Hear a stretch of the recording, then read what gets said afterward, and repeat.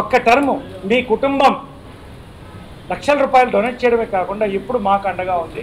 మిమ్మల్ని ఒక్కసారి మేము చూడాలని చెప్పి వాళ్ళు చూస్తున్నారు. ఉన్నటువంటి ఒక ప్రభంజనం, వందల కొద్ది ఫోన్లు నాకు రావడం జరిగింది.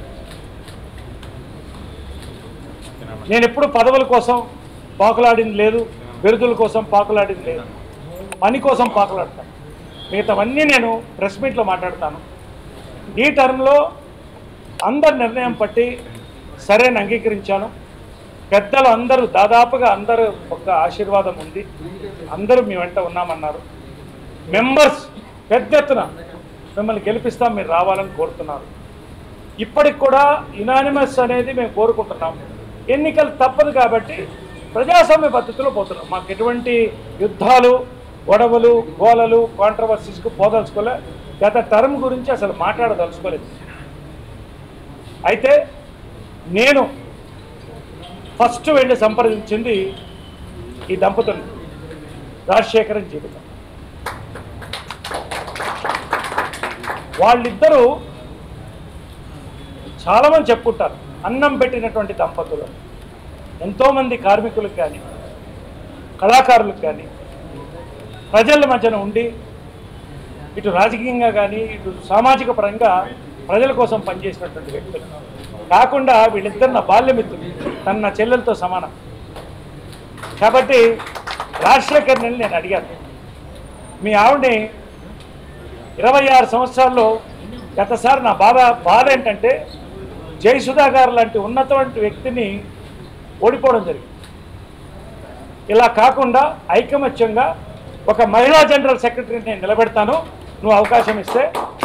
ఇది రికార్డ్ మెజారిటీతో గెలిపించుకుంటాం. తనకు ఉన్నటువంటి నాయకత్వం కానీ, లక్షణాలు కానీ, తనకు ఉన్నటువంటి ప్రజల సత్సంబంధాలు కానీ ఖచ్చితంగా గెలిపించుకుంటాను, నాకు అవకాశం ఇవ్వని చెప్పినప్పుడు రాజశేఖర్ మనస్ఫూర్తిగా తప్పకుండా నేను దీనికి అంగీకరిస్తానని చెప్పడం, వాళ్ళిద్దరికీ థ్యాంక్స్ చెప్తున్నాను. జీవిత జనరల్ సెక్రటరీగా ఒక చరిత్ర సృష్టించబోతున్నాం. నాన్ కాంట్రవర్షియల్ టర్మ్గా మేము చేయబోతున్నాం. రెండోది, అందరు వచ్చి నాకు ఏం చెప్పారంటే, ఇది బాగుందండి కానీ మీ ఇద్దరిని చూస్తే కృష్ణార్జునులాగా ఉంటారు, ఆయన కూడా వస్తే బాగుంటుంది, మీ ముగ్గురు కలిస్తే త్రిమూర్తులు అద్భుతంగా చేస్తారని మా నమ్మకం, మంచి ప్యానల్ని తీసుకుంటారని నమ్మకం అని చెప్పి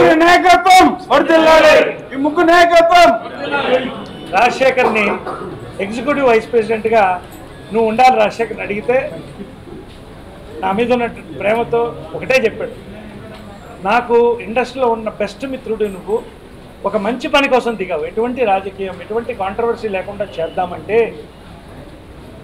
సేవలో ఉంటామంటే మనం చేద్దాం అని చెప్పి రాజశేఖర్ నాకు ఇవ్వడం అనేది రాజశేఖర్కి ధన్యవాదాలు. కృష్ణార్జున ఐక్యత, కృష్ణార్జున ఐక్యత, కృష్ణార్జున ఐక్యత, రాజశేఖర్ ఐక్యత. తర్వాత వైస్ ప్రెసిడెంట్గా ఇవన్నీ కూడా మొత్తం డిక్లేర్ చేస్తాం. మేము ఒక ప్రెస్ మీట్ పెట్టి మొత్తం ఒక అద్భుతమైన మేనిఫెస్టో, అది ఇప్పుడు మేము రిలీజ్ చేయడం, దానికి సపరేట్గా పెట్టి ఇంతవరకు చరిత్రలో లేనటువంటి మేనిఫెస్టోని మా ప్యానల్ రిలీజ్ చేస్తాం. గర్వంగా చెప్తాం, ప్రతి మహిళకి, ప్రతి వృద్ధుడికి, ప్రతి యువకుడు అవకాశం, ప్రతి మహిళకి భద్రత, ప్రతి సీనియర్ సిటిజన్కి ఒక అండ ఈ మేనిఫెస్టో ఉంటుందని నేను చెప్తాను. మిగతావన్నీ నేను మాట్లాడతాను తర్వాత కోటా శంకర్రావు గారిని, చాలా నమ్మకమైనటువంటి వ్యక్తి కోటా గారి కుటుంబం, ఆయన సోదరుడు, మంచి ఆయనకంటూ ఒక ఐడెంటిటీ. ఆయన్ని కూడా నేను ఒక కోరిక కోరడం జరిగింది, కోటా గారు ఉంటే బాగుండేది, మీ ఇద్దరులో ఎవరన్నా ఒకళ్ళు మీరు ఉంటారా కోశాధికారిగా అనేది కీలకమైన అంశం. ఇంతకుముందు చాలా టర్మ్స్ ఒకళ్ళే చేయడం జరిగింది.